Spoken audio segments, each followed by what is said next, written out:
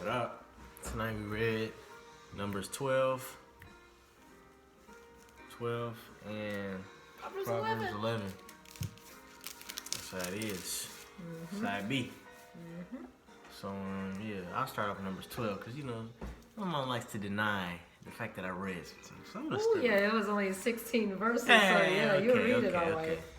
Anyway, you know, it was like a part of it was about Miriam and Aaron criticizing who Moses had married, right?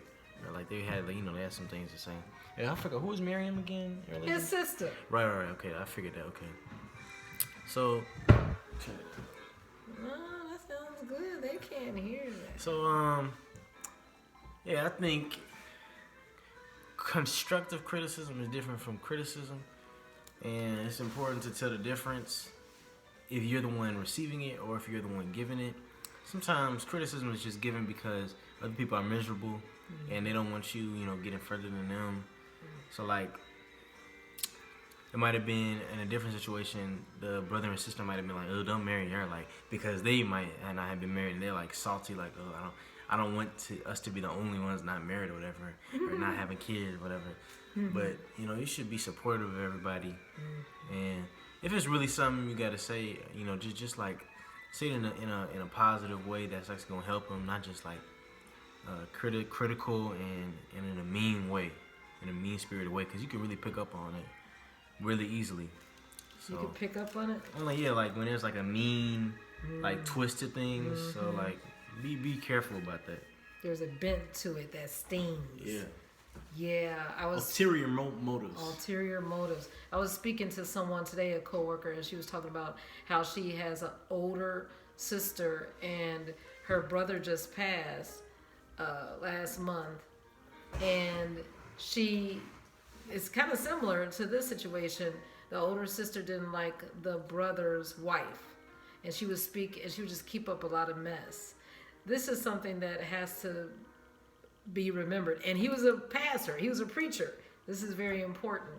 When someone is anointed, when someone is called of God, when someone is doing the work of the Lord, we have to be very respectful and careful if we do something against them, if we say something against them, especially if their motives are pure and they do not have ulterior motives. 3 verses that jumped out at me is verse 6.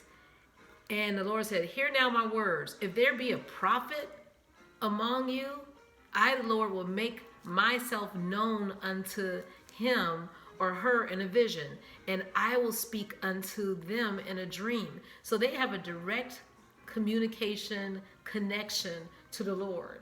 So that's like actually the Lord is giving his words to them, and they're a channel. So it's like you're almost insulting the Lord because they're doing his work, his bidding. And then in verse 8 it says, when with him I speak mouth to mouth, you know, mouth to mouth recitation. So the Lord is directly giving messages to this person, mouth to mouth, ear to ear, eye to eye.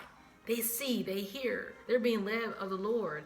And it says, even apparently, and not in dark speeches, not in confusion, but there's clarity, there's light. So how dare us even say something against? And the similitude of the Lord shall he behold. Wherefore, then were ye not afraid? You were not hesitant to say something against this person? Are you kidding me? To speak against my servant Moses? Woo! It's better to shut it and just pray, like you're saying, instead of just blabbing for whatever reason, because maybe it's our insecurity, whatever the reason. And then in verse 10, and the cloud departed from off the tabernacle, and behold, Miriam became leprous. And we don't want that. We don't want that. We don't want the judgment of the Lord. So we have to be careful. In one version, verse 8, it says that Moses was the most faithful person in my household. I speak with him face to face, plainly, not in riddles. And the Lord will speak to his own, His children, when we spend time, when we cultivate a relationship, he wants to have it so that we can directly hear the guidance and the direction of the Lord. There's no puzzle. There's no, I wonder. God can speak to his own. Yes, in the last days it says that he will pour out his spirit and messages will come. There will be direct direction from the Lord.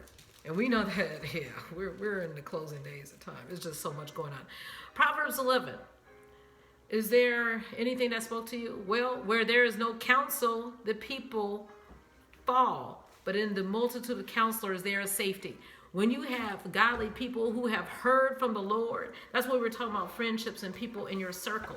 Man, surround yourself with people who are anointed, who spend some time with the Lord, and they can guide you, they can cheer you on, and then you will see that you will fulfill the will of the Lord. What do you have to say about that? Anything? Yeah, you said it all. I said it all. Hey, he's our best friend, and he'll tell us messages in the dark so that we can have light. Have a wonderful evening, continuing to listen and enjoy the presence of the Lord. Good night.